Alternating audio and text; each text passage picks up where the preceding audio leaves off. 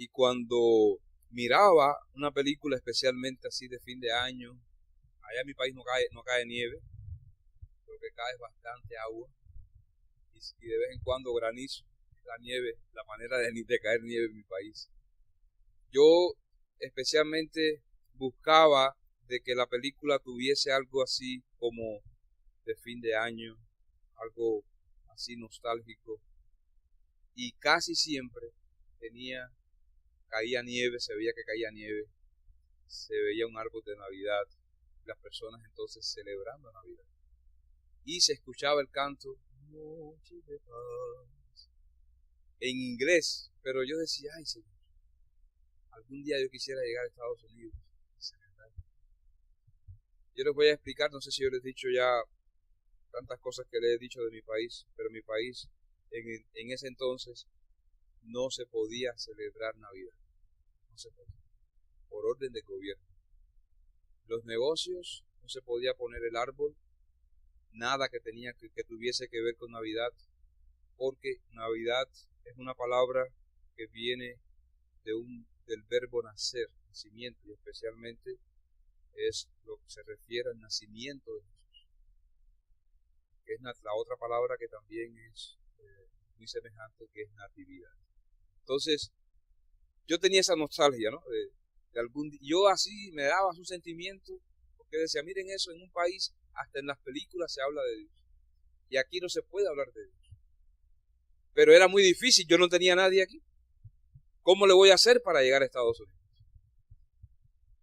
Mi hermana se gana la lotería de visas, y entonces ella viene para acá con el esposo y los niños, y yo dije, bueno, al menos ya tengo una posibilidad de que mi hermana me invite un día y yo venga a los Estados Unidos, y quisiera ir en Navidad. Ese era mi anhelo. De hecho, yo me casé un 25 de diciembre y no fue intencional. Les voy a explicar. Fue en el año 90.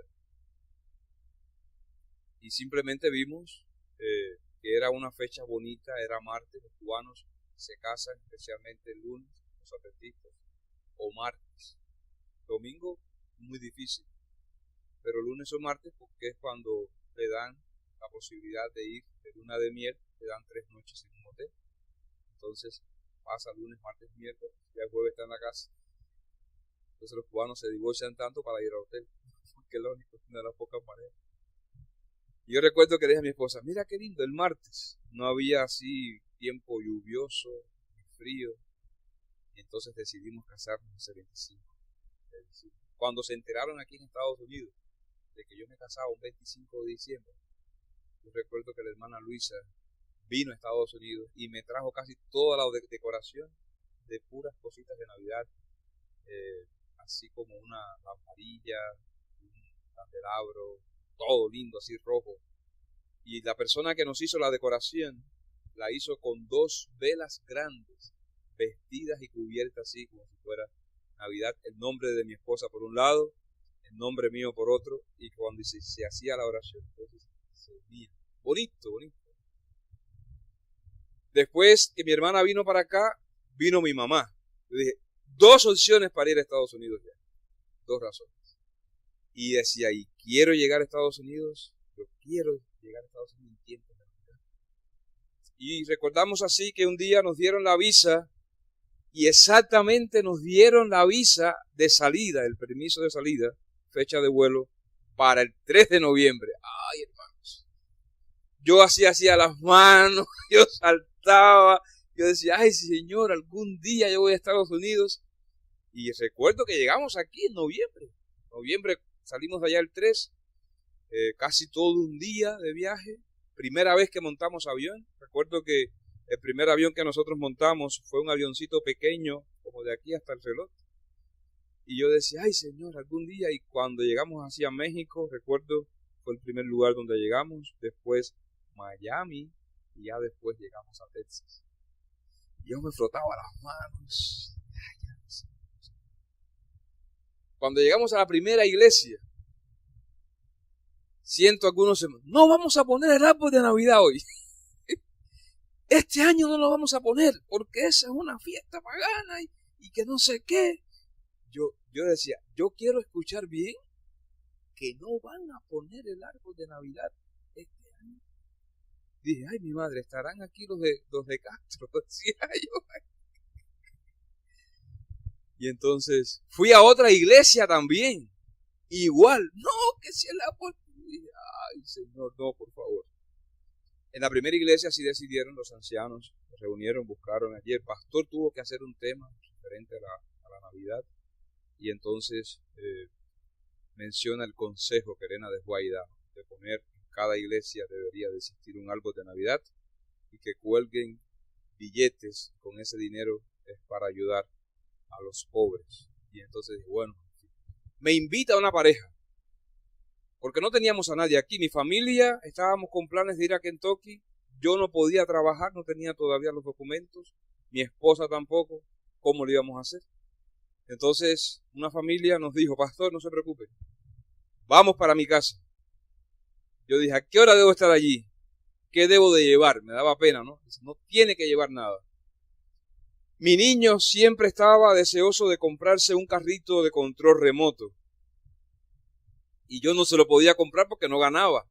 Y cada vez que íbamos al mall, a una tienda, me decía, papi, cómprame el carrito. Y yo decía, hijo, no te lo puedo comprar. Me daba un sentimiento. Eso fue un día entre semanas. El domingo antes, yo dije, Señor, yo tengo que hacer algo. Y empecé a lavar carros. Y le decía a los americanos, give me, I need a war, I have the children. Y entonces yo ni sabía lo que estaba diciendo, pero esas fueron las palabras que me decían para yo poder trabajar. Y empecé a lavar carros, a lavar carros, a lavar carros. Y recuerdo que llegó un americano,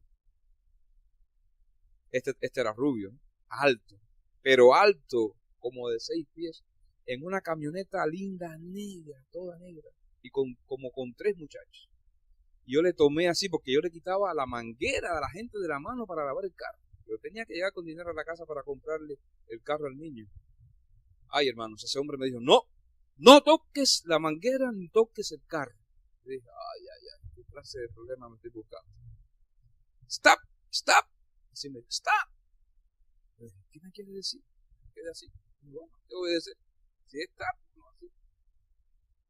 Y aquel hombre sacó una alcancía, un pomo de cristal. Así de esta manera. Dice, no touch my car. Así me dijo. Don't touch my car. Y trajo aquella alcancía. Yo dije, ¿qué va a hacer ahora? Dice, este es un regalo. Dice, congratulations, Merry Christmas.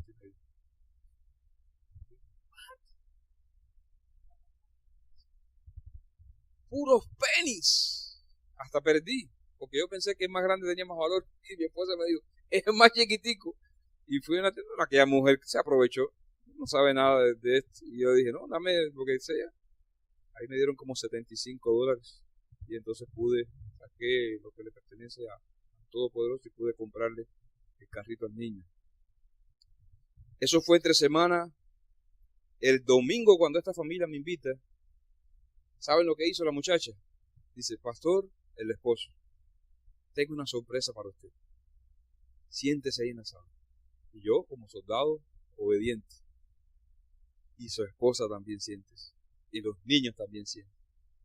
Quedé así. Y de momento viene alguien disfrazado.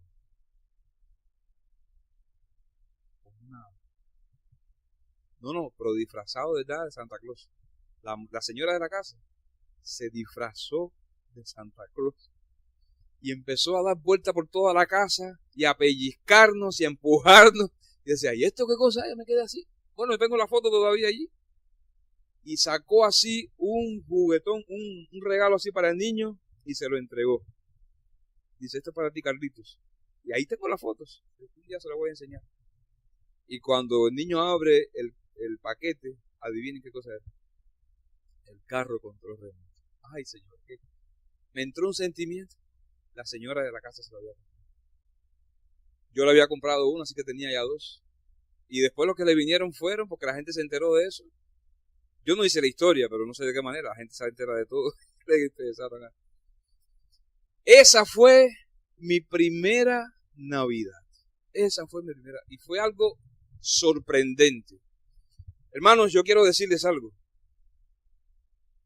El nacimiento de Jesús no es una idea pagana. El nacimiento de Jesús fue un hecho y es un hecho real. Cristo nació, y fue la lectura bíblica nosotros tuvimos, Isaías 9:6, Isaías capítulo 9, versículo 6, hijo, ¿cómo dice la lectura bíblica? Un niño nos es nacido, hijo nos es dado, ¿y qué más dice? Y el principado sobre su hombro, y se llamará admirable, consejero, Dios fuerte, Padre eterno, príncipe de paz. ¿Quién es ese? ¿A quién estaba profetizando Isaías? A Jesús.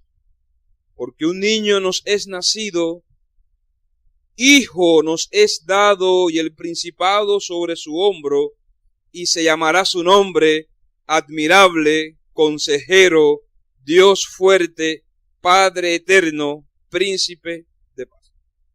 Yo estuve buscando en la Biblia algunos proyectos de salvación que Dios ha tenido, y a mí me asombra que 3 proyectos de salvación que Dios ha propiciado para el hombre, 3 proyectos de salvación, casi nunca las personas estuvieron listas. 3 proyectos de salvación, 2 antes de la Navidad. El primero es Génesis capítulo 6. Aconteció que cuando comenzaron los hombres a multiplicarse sobre la faz de la tierra y les nacieron hijas, que viendo los hijos de Dios que las hijas de los hombres eran hermosas, tomaron para sí mujeres, escogiendo entre todas, y dijo Jehová, no contenderá mi espíritu con el hombre para siempre, porque ciertamente él es carne, mas serán sus días 120 años. Versículo 5. Y vio Jehová que la maldad de los hombres era mucha en la tierra, y que todo designio de los pensamientos del corazón de ellos era de continuo solamente que. Yo pregunto, de la historia del diluvio, solamente Noé Dios vio como una persona recta, perfecta en sus generaciones. Caminó entonces Dios con Noé. Fue Noé y su familia de millones de personas que habían los únicos que se salvaron. ¿Cuántas personas en total se salvaron? 8 personas entraron al arca, 8 fueron los que se salvaron. Noé estuvo predicando durante 120 años. ¿Cuántos años? ¿Ustedes cuánto llevan? ¿25? Algunos están predicando 25, 30 años. Noé estuvo predicando 120 años para un fruto de ganancia de almas de 8 personas. Y yo me pongo a pensar y digo, yo creo que Noé tenía amigos. Creo que personas ayudaron a construir el arca, pero no creyeron en el mensaje. La otra situación de destrucción y de plan de salvación que Dios tenía era cuando Lot, ustedes saben que Abraham le dijo, escoge dónde vivir, y Lot escogió entonces vivir en Sodoma y en Gomorra. Y a mí me llama la atención que antes que los ángeles llegaran a casa de Lot, Abraham intercede por Sodoma. Y Abraham comenzó a decir, ¿y si hay tantos, Dios, destruirás a la ciudad? ¿Y si hay tantos, Dios? ¿Y si hay tantos, Señor? Hasta que llegó un número mínimo Abraham y dijo, Señor, ¿y si hay 10, destruirás a la ciudad? Hermanos, no había ni 10 personas en Sodoma y Gomorra. Estaba Lot. Los hombres de la ciudad querían tener intimidad con los ángeles. Y entonces, de alguna manera, Dios intervino y no pudo ser posible esto. Sin embargo, Lot le dijo a los esposos de sus hijas, vámonos, Dios va a destruir la ciudad. También le dijo a las hijas, vamos, Dios va a destruir la ciudad. Le dijo a su esposa, dejemos la casa, dejemos el carro, los muebles, toda la comodidad. Dios va a destruir la ciudad. ¿Y cuántos se salvaron? ¿Cuántos se salvaron? 3 empujones. Porque él estaba convencido. A las hijas y la mujer tuvieron los ángeles que apresurarlas. Sin embargo, la mujer ya cuando estaban a punto de la salvación, miró hacia atrás y se convirtió en una estatua de sal.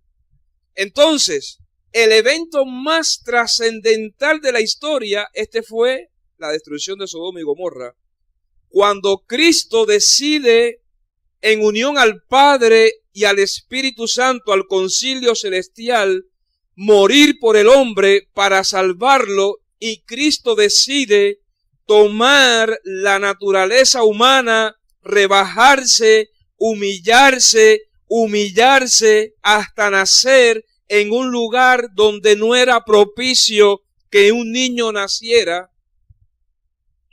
Yo me asombro. Yo estuve en la iglesia de Tyler por la mañana. Los jóvenes me dijeron, pastor, no se vaya, por favor. Quédese al programa. Yo digo, pero tengo compromiso en Mount Place. Pastor, quédese. Ellos prepararon todo un lugar así. Hicieron como una simulación de lo que era el pesebre donde Jesús nació. Y allí lo llenaron de pajas, tal vez la cabeza de un animal. Lo pusieron así, bien rústico y tosco. Yo soy el pastor de la iglesia. Y yo dije, yo tengo que ver lo que los jóvenes están haciendo. No sea que después aparezca una vaca o un chivo allí en la iglesia y después me digan, pastor, hasta de vacas y chivos. Y entonces yo entré a la iglesia porque estaba así puesta una cortina, y cuando yo llegué al lugar donde ellos estaban preparando, que estaba simulando el lugar donde nació Jesús, hermano, me entró un sentimiento. Yo dije, ay Señor, tú lleno de gloria, tú que creaste el cielo, la tierra, el mar, el sol, y que tú vengas a nacer en un lugar tan humilde y humillante. Bueno, yo estaba todo el tiempo del culto así en la escuela sabática. Mi esposa me decía, ¿qué te pasa? Yo decía, tan grande amor. Hermano, fue humillante el que Cristo naciera en un lugar así, porque no había para ellos, según Lucas capítulo 2, versículo 7, no había para ellos un lugar en el mesón. Sin embargo, fueron pocas personas las que se enteraron de que Cristo había nacido. Y yo les voy a decir algo, esto no se lo he dicho a mucha gente, pero se los voy a decir a ustedes que son mi familia. Usted no le pregunte a un judío del nacimiento de Cristo. No le pregunte. Porque para ellos eso es ofensivo. Ellos les van a decir, eso no fue real. Cristo es hijo de fornicación. José y María fornicaron. Y por eso Jesús nació. Y dicen que es profeta, es Dios. No puede ser Dios un hijo de fornicación. Porque ellos no entienden de que fue por operación del Espíritu Santo que fue concebido Jesús. Ellos no lo entienden. Tú le preguntas a un judío y ellos le dicen, eso de que nació Jesús es mentira. Tú le preguntas a un comunista de hueso colorado, porque el comunismo está basada su filosofía en la filosofía marxista leninista, que tiene como base la filosofía de Darwin, de la evolución de las especies. Tú le preguntas a un verdadero comunista y te va a decir que el nacimiento de Jesús no fue real, que la Navidad no existió, que la Natividad, eso no es cierto. Dios nunca pudo encarnarse, eso no es cierto, porque para ellos Dios no existe. Tú le preguntas a uno de los que vivió en los días de Pablo, y te va a decir, no, Cristo no pudo haber nacido porque realmente todo lo que es materia es pecado. Por eso Cristo no pudo encarnarse, porque si Dios es espíritu, ¿cómo entonces nosotros vamos a creer en un Dios que tomó forma humana? Es decir, se metió en un cuerpo humano y vivió como humano. Eso no es cierto. Ahora, yo digo, ¿y cómo es que el engaño sigue multiplicándose al llegar entonces al concepto de que muchos piensan de que la Navidad o el nacimiento de Cristo es pagano? Y ahí nosotros necesitamos hacer un paréntesis y decir, no, hay cosas que son paganas, pero el evento del nacimiento de Cristo, eso es real, porque fue lo que cambió la historia de este mundo en un antes de Cristo y un después de Cristo. El nacimiento de Jesús fue lo que hizo posible de que la humanidad iba hacia la muerte antes de que Jesús viniera a morir por nosotros y a vivir en este mundo. Después de que Cristo nació y murió, la humanidad ahora tiene acceso a la vida eterna. Por lo tanto, el nacimiento de Cristo fue algo real. Pero lo que me asombra es lo siguiente: cuán pocos aceptaron la realidad de la llegada de Jesús. Y vamos a buscar allí en San Mateo capítulo 2, versículo 1 en adelante. Dice la palabra: cuando Jesús nació en Belén de Judea, en días del rey Herodes, vinieron del oriente a Jerusalén unos magos, diciendo: ¿dónde está el rey de los judíos que ha nacido? Porque su estrella hemos visto en el oriente y venimos ¿a qué? A adorarle. Estos magos eran personas sabias. Estos magos estaban relacionados con la profecía del nacimiento de Jesús. Estos magos estaban deseosos de ver a Jesús. Estos magos profundizaban, investigaban y buscaban la manera de encontrar el momento propicio, porque ellos sabían que ya cerca de ese tiempo iba a aparecer la estrella, iba a aparecer Jesús naciendo de una mujer virgen. Y por eso ellos dijeron: ¿dónde está el rey de los judíos? Porque su estrella hemos visto en el oriente y venimos a adorarlo. Oyendo esto, el rey Herodes se turbó y toda Jerusalén con él. Y convocados todos los principales sacerdotes y los escribas del pueblo, le preguntaron dónde había de nacer el Cristo. Ellos dijeron: en Belén de Judea, porque aquí está escrito por el profeta: y tú, Belén, de la tierra de Judá, no eres la más pequeña entre los... ¿Qué estaban haciendo estos pastores? Estaban predicando, hermanos. La adoración y la predicación siempre van juntas.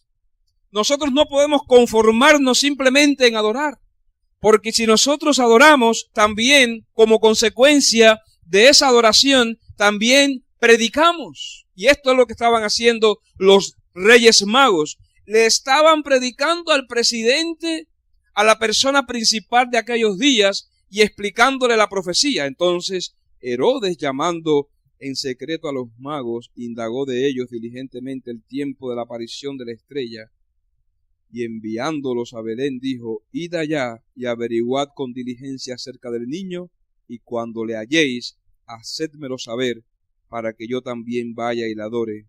Ellos, habiendo oído al rey, se fueron, y aquí la estrella que habían visto en el oriente iba delante de ellos, hasta que llegando se detuvo sobre donde estaba el niño. Y al ver la estrella se regocijaron con muy grande gozo. Y al entrar en la casa, vieron al niño con su madre María, postrándose, lo adoraron y abriendo sus tesoros le ofrecieron presentes: oro, incienso y mirra. ¿Cómo tú te sientes cuando estás esperando algo y llega el momento que ya lo tienes frente a ti? Ustedes no saben el gozo que yo experimenté. ¿Cuántos años yo anhelaba estar en Estados Unidos? ¿Cuántos años yo decía, yo quiero celebrar Navidad en Estados Unidos? Yo quiero celebrar el nacimiento de Jesús en Estados Unidos. Cuando yo pisé tierra americana, yo no sabía si saltar, si brincar, si tirarme en el piso. Yo no sabía qué hacer. Porque dije, al fin logré el sueño que tanto yo esperaba. Ahora, imagínense estos hombres. Estos hombres, el sueño de ellos no era tal vez ir a un país extranjero. El sueño de ellos tal vez no era tener una casa lujosa, un carro lujoso. El sueño de estos hombres, de estos magos, era que muy pronto iba a aparecer las estrellas y que el Mesías iba a visitar este mundo. Y con diligencia, con entusiasmo lo hicieron. Ahora, yo me pongo a pensar y digo, qué gozo sintieron estos hombres, que cuando llegaron donde estaba Jesús dijeron, este es el Mesías. Ya vieron mis ojos al Mesías. Ya puedo descansar en paz. Este es el Mesías, y comenzaron a predicar a otros acerca del Mesías. Hay dos personajes más que en San Lucas, allí lo podemos nosotros buscar, que también esperaban al Mesías. Allí cuando fue presentado en el templo Jesús, estaban ellos. Dice versículo 22 de San Lucas 2, y cuando se cumplieron los días de la purificación de ellos, conforme a la ley de Moisés, le trajeron a Jerusalén para presentarle al Señor. Versículo 25, y he aquí había en Jerusalén un hombre llamado Simeón, y este hombre justo y piadoso esperaba la consolación de Israel, y el Espíritu Santo estaba sobre él, y le había sido revelado por el Espíritu Santo que no vería la muerte antes que viese al ungido de... ¿Quién era el ungido del Señor? Jesús. Fíjense que lo más importante para los magos y los pastores, lo más importante para Simeón era ver a Jesús, ver al ungido del Señor. Y movido por el Espíritu, ¿a dónde lo llevó el Espíritu? Al templo, hermanos. Hay bendición cuando uno viene a la casa de Dios. Yo me pongo a pensar y digo, si Simeón ese día hubiese dicho al Espíritu, no quiero ir a la iglesia hoy, se hubiera perdido la esperanza de su vida, ver a Jesús. Si Simeón hubiera dicho, hoy tengo que encontrarme con una familia y no voy a ir al templo, se hubiese perdido ver al ungido del Señor, se hubiese perdido la bendición más importante de su vida. Y movido por el Espíritu vino al templo, y cuando los padres del niño Jesús lo trajeron al templo para hacer por él conforme al rito de la ley, él le tomó en sus brazos y bendijo a Dios diciendo, ahora Señor, despide a tu siervo en paz conforme a tu palabra, porque han visto mis ojos tu salvación, la cual has preparado en presencia de todos los pueblos, luz para revelación a los gentiles y gloria de tu pueblo Israel. Imagínense. No es lo mismo que a través de las profecías tú hables de un acontecimiento, de que tú seas testigo presencial de ese acontecimiento. Yo me pongo a pensar en nosotros como adventistas del séptimo día. No es lo mismo que nosotros estemos anunciando de la venida de Cristo como un evento profético a que yo vea a Cristo venir en las nubes del cielo. No es lo mismo. No es lo mismo que nosotros estemos entendiendo la profecía de los 2300 días, la profecía de Daniel capítulo 7, la profecía de Daniel capítulo 2, que ver a Jesús. No es lo mismo que nosotros prediquemos que una piedra va a derrumbar los 4 imperios y que se va a establecer un nuevo imperio que es la venida de Cristo. No es lo mismo decirlo que verlo con nuestros propios ojos, hermanos. Y Simeón toda su vida estaba esperando el evento más importante, que era el nacimiento del Mesías, del ungido, y así fue, saltó de gozo, de alegría. Pero dice la palabra versículo 36. Estaba también allí Ana, profetisa, hija de Fanuel, de la tribu de Aser, de edad muy avanzada, pues había vivido con su marido 7 años. Entonces el comentario bíblico dice lo siguiente. Ok, tal vez ella se casó a los 15 años. Si se casó a los 15 años, quedó viuda 7 años, son 22, y estuvo en el templo 84 años.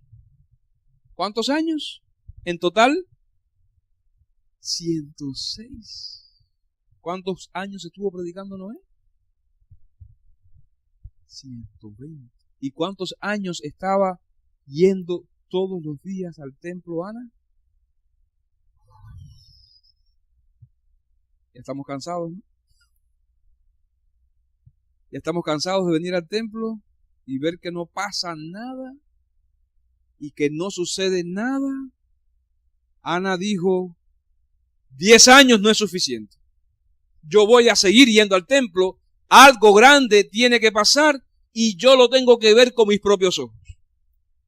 20 años no es suficiente y yo voy a ir al templo y yo voy a continuar yendo al templo porque mis ojos, según la profecía, tienen que ver al Mesías. 50 años no es suficiente. Yo tengo que seguir 50 años, 60 años. Ay, Señor, ya mis rodillas no pueden más, Señor. Estoy orando todos los días para ver al Mesías. Cumple tu promesa, Dios. Que venga Jesús, que acabe de nacer Jesús. Yo quiero ver al Mesías con mis propios ojos. 80 años. Así nos pasa a nosotros, ¿no? Les voy a confesar algo. Esto no se lo he dicho a nadie. Yo tenía 12 años. Porque ya ven que siempre dicen, Jesús viene. Jesús viene. Yo tenía 12 años. Yo le dije, ay Señor, debajo de una mata de almendra, nunca se me olvida. Yo lo único que quiero es que antes que Jesús venga, yo poderme casar. Así le dije, dame esa oportunidad, Señor. Demórate un poquito. Yo no sabía lo que estaba diciendo. 12 años, ¿qué puede pensar un niño con madurez con 12 años? Yo me quiero casar, Jesús. Ya después que yo me case, ven ya. Pero por lo menos déjame casar. No, hermanos. Me casé, mis hijos crecieron, hasta casi nieto voy a tener ya. Y Jesús me dijo. Y solamente tengo 48 años. ¿Y somos cuántos? Casi el doble me falta. Y Ana, 84 años. ¿Cuánto tiempo? 106 años. No, eso prácticamente desde que nació. Sí, no. 106 años. Más de un siglo esperando ese momento. Y no se cansó, Ana. No se cansó. Hay veces que yo me pongo a pensar y digo, ¿dónde están los adventistas del séptimo día de hace 10 años? Ya se cansaron. Porque pensaron de que la promesa era mentira. ¿Dónde están los adventistas de hace 20 años? Ya se cansaron, se desanimaron y se fueron porque pensaron de que la palabra profética no era real. ¿Dónde están los adventistas de hace 30 años? Ya dijeron que la piedra que iba a derrumbar la estatua de Nabucodonosor ya no iba a cumplirse esa profecía, ya Jesús no iba a venir y abandonaron la fe. ¿Dónde están los adventistas de hace 50 años? Ya no existen. Ya dijeron 50 años, ¿para qué perder el tiempo yendo a la iglesia los martes, yendo a la iglesia los sábados, dando mi diezmo, dando mi ofrenda, que no sé ni para dónde van ese dinero? Hermanos, ese dinero va precisamente para que más personas conozcan del evangelio, se entreguen a Jesús y crean en la promesa de la venida de Cristo, para que tu sacrificio no sea en vano.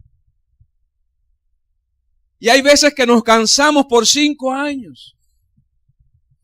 Hay veces que nos cansamos por 10 añitos. No, hermanos. 84, no 84. 106 años.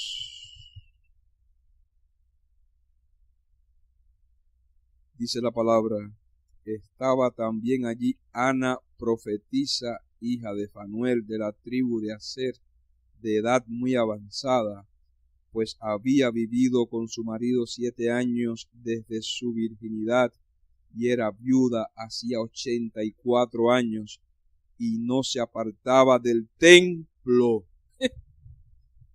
Maravilloso, gloria a Dios, sirviendo de noche y de día, con ayunos y oraciones. Esta, presentándose en la misma hora, daba gracias a Dios. Y entonces cuando ella, yo me pongo a pensar y a imaginarme esa escena. Señor, 84 años, 106 años, tú cumples tu palabra, Señor. Aquí está el niño. Yo me imagino que lo haya abrazado, que le haya dado un beso en la frente al niño. Señor, tú cumpliste tu promesa.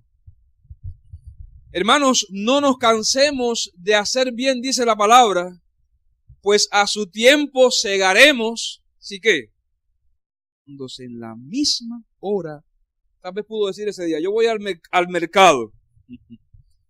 Voy a comprar víveres. Hoy voy a comprar víveres. O voy a ver a mi amiga. De todos modos, faltar un día a la iglesia, ¿qué tiene que ver? Si de todos modos queda todo un año para ir a la iglesia, yo voy a faltar ese día. Ese día me voy de vacaciones con mis amigos. Me voy, ¿qué pasó? Un día no, nada tiene que ver, me voy. O ese día voy a ir a trabajar. Me hace falta billete, necesito dinero para pagar los biles. Y dejó de ir tal vez ese día a la iglesia. Ese fue el día donde Jesús allí estaba. Y dice ella, presentándose en la misma hora, daba gracias a Dios y hablaba del niño a todos los que esperaban la redención en quién. Yo te pregunto, ¿y qué pasa con nosotros? Les cuento. 8 personas cuando el diluvio se salvaron. 3 personas en la destrucción de Sodoma y Gomorra. Pocos reconocieron la venida de Cristo. Pónganle que 10 por poner un número. Pero fueron poquísimos. ¿Por qué fueron pocos? Porque no estudiaban las profecías. Estaba leyendo el comentario bíblico. Y el comentario bíblico dice, Dios pasó por alto a los líderes religiosos de su tiempo. Porque los líderes religiosos convirtieron el servicio a Dios en una rutina. En una rutina convirtieron el servicio a Dios. Dejaron a un lado las profecías, porque aún dice la palabra en Juan 1:11, que Jesús, que vino a ellos, dice, a los suyos vino y los suyos no le recibieron. Yo les hablaba a los hermanos de Tyler hoy y les decía, si fueron pocos en el diluvio, pocos en Sodoma y Gomorra, pocos en reconocer el nacimiento de Cristo, yo pregunto, ¿y cuando venga Jesús? Y cuando el Hijo del Hombre venga, hallará fe en la tierra. Pero muchas veces nosotros nos concentramos en el evento de la venida de Cristo. Hay un evento previo a la venida de Cristo que se llama el cierre de la gracia. Si nosotros no pasamos ese evento de cierre de la gracia y somos declarados allí redimidos por la sangre de Cristo, ni pensemos en la venida de Jesús. Yo pregunto, ¿y cuándo va a ser eso? ¿Cuándo se va a cerrar la gracia? Ay, hermanos, la historia del nacimiento de Jesús me dice algo. Que cada día, cada momento, debemos de perseverar en los caminos de Dios. El nacimiento de Jesús me dice a mí también que en cada momento, cada día, nosotros debemos de adorar a Dios. Ahora, adorar a Dios es más que estudiar la lección de escuela sabática. Adorar a Dios es más que estudiar la matutina, es más que eso. Adorar a Dios es estar en relación con Dios, es orar, es estudiar la Biblia, es dedicarle aunque sea 1 hora al día a Dios. Usted le dedica diariamente tiempo a Dios y Dios le va a dedicar tiempo a usted. Si usted no lee, no estudia, no ora, nos va a pasar como los fariseos en los días de Cristo, que vino Jesús y no reconocieron que había nacido el Mesías. Si nosotros no estamos relacionados con la palabra de Dios, ¿cómo ustedes creen que Dios y el Espíritu Santo nos va a hablar? El Espíritu Santo le habló a los pastores porque estaban conectados con Dios. El Espíritu Santo le habló a Simeón porque estaba conectado con Dios. El Espíritu Santo le habló a Ana porque estaba conectada con Dios. Y el Espíritu Santo nos guiará a nosotros si estamos conectados ¿con quién? Con Dios. ¿Cuándo viene Jesús? Y si viene Jesús pronto, hay tiempo para retroceder.